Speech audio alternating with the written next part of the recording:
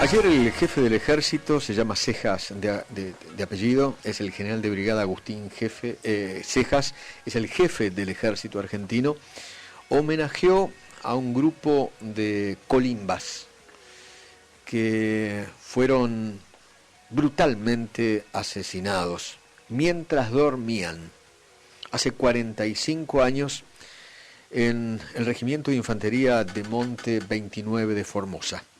Fue un intento de copamiento por parte de montoneros hace 45 años. Victoria Villarroel es abogada, es presidenta del CELTIP, es la asociación que nuclea a las víctimas del terrorismo en Argentina. Victoria, buen día, ¿qué tal? ¿Cómo va? Hola Eduardo, ¿cómo estás? Bien, gracias por atenderme. Bueno, ¿le podés contar a los más jóvenes de qué se trató este intento de copamiento? Bueno, el 5 de octubre de 1975, Montoneros le presentó a la sociedad lo que era el ejército montonero. Entonces lo hizo con una operación realmente espectacular. Ese día, que era un domingo, secuestraron un avión en vuelo de Aerolíneas Argentinas que iba para Formosa con todos los pasajeros adentro. Lo hicieron aterrizar en el aeropuerto El Pucú de Formosa, que también estaba copado por otros terroristas. A su vez habían robado una avioneta con la cual también pensaban escapar, y luego se dirigieron al Regimiento 29 de Formosa a atacarlo y coparlo. ¿Para qué? Para robar armas y obviamente para hacer una acción espectacular y de poder frente al gobierno de Isabel Martínez de Perón. Eran aproximadamente 100 combatientes y luego, bueno, atacan este regimiento en un día domingo, en el horario ya de fiesta, porque todas las acciones empezaron pasado el mediodía, con lo cual encontraron a muchos de los conscriptos y de las familias militares que vivían en este regimiento ya en la sobremesa o durmiendo la siesta o en una actividad de descanso.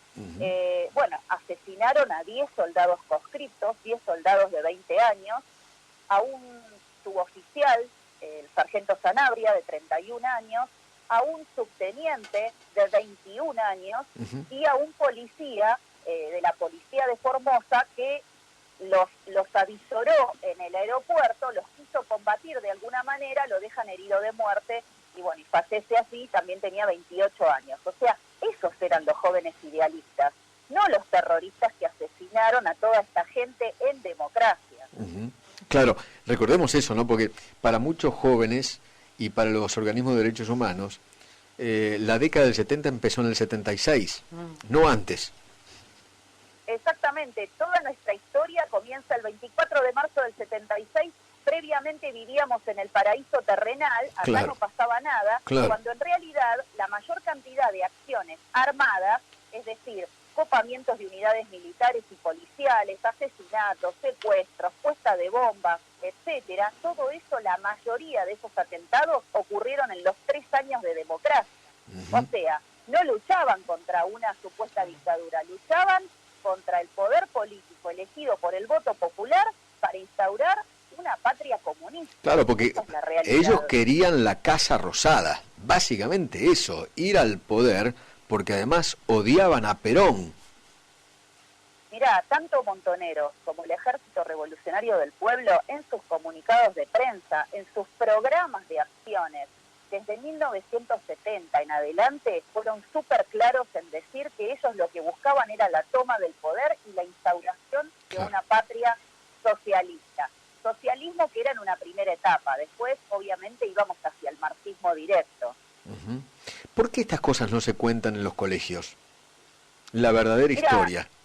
Bueno, estas son decisiones estrictamente políticas. O sea, el poder político en Argentina, desde el 83 en adelante, ha considerado que estos hechos no deben ser contados a la población, a los estudiantes, a los ciudadanos, y que solamente se debe contar una historia que realmente es edulcorada, porque nos cuentan la historia de supuestos disidentes políticos o jóvenes idealistas que luchaban por un mundo mejor, cuando eran miembros de ejércitos irregulares que tenían uniforme, porque el Regimiento 29 lo atacan de uniforme, que fabricaban su propio armamento, que cometían secuestros extorsivos contra argentinos y extranjeros. En definitiva, estamos hablando de gente que estaba armada hasta los dientes, que lo único que buscaba era la imposición de un modelo político totalitario como era el comunismo en aquella época.